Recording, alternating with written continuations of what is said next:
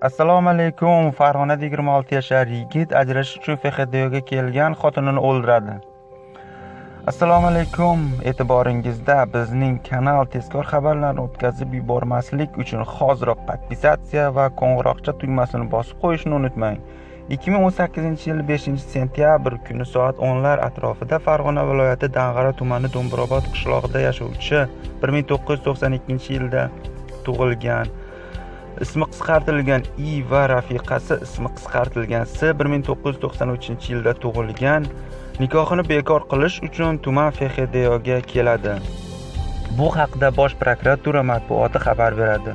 U yerda o'z kelishmovchilik kelib chiqib yonidagi pichoq bilan qasddan o'ldirilgan. Mazkur holat yuzasidan prokuratura tomonidan Jinoyat kodeksining 97-moddasi 1-qismi bilan jinoyat ishi qo'zg'atildi.